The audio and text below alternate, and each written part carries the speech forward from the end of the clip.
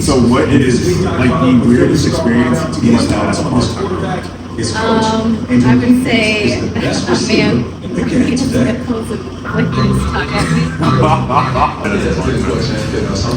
When guys leave their number. So I'm at Murky's right now in Chicago, Wrigleyville. What is your name? My what? What's your name?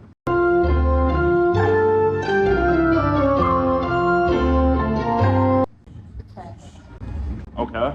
Okay. Okay. Oh, I'm saying. Oh, brother, this guy stinks! So, terrible way to start it off. But anywho, Kev, what's like, we're in 2023. Like, a lot of guys have like their opinions on women when it comes to like their dating life and everything, and like vice versa. So like, what's your stance on what society is like in like the single society? I like right now I feel like it's a really weird and unknown kind of time, just because like what, 5 years ago, like Tinder was really popular and all that stuff started, and being single kind of changed like really hard for a lot of people, because you could instantly start dating and like non-serious dating, and now I think it's continued, but like there's a bunch of newer apps like Hinge and stuff. So I feel like dating has become really unserious lately, just because of my experiences on dating apps. Like hookup culture is still like a huge thing. And Hinge is kind of more serious about dating, but I've never met anyone online who is actually serious about wanting to date. It's just been like really hard as a single person to meet people like in real life that are interested in you, that want to seriously date, because of apps are so like easy to just pop on. Yeah. And meet people, but like in the most non-serious way. So Kev, my second question to you is, because like you've gone through the Tinder experience, you've gone through the Hinge experience, what was like the worst experience that you've had on both of those apps? And Hinge, at least, getting ghosted constantly. No, that happens to me too. Yeah, Hinge is like the like, I remember being like, Hinge came out and everyone was telling me like, this is how they're getting second and third dates. Nobody, not a single person. So I don't do Hinge anymore. But Tinder was a nightmarish landscape of people because of when it came out, like the non-serious levels of it. So people weren't willing to like, they didn't want a second date or anything like that. But one time I went on a date with a guy who, we went to see The Shape of Water, and we had dinner beforehand, so he seemed like a nice guy. Yeah. He tried to finger me the whole movie. Like the whole movie. I was watching the movie and I kept telling him to stop. And he was just staring right at me the whole movie, not looking at it and trying to touch me.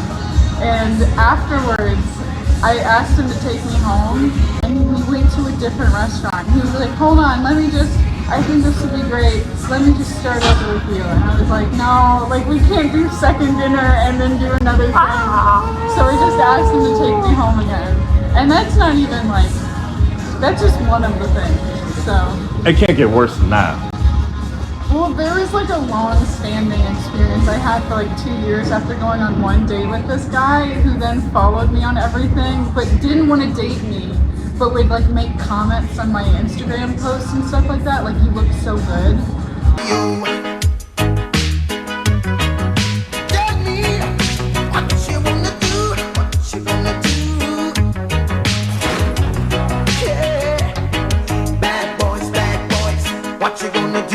One day I just was like, this is weird, I'm gonna unfollow him. And he called me. What? Like, he called me on my cell phone, like he had my number from our date, and he was like, why would you want to add me? Like he knew? So I remember going like, okay, I'll add you back, and I did.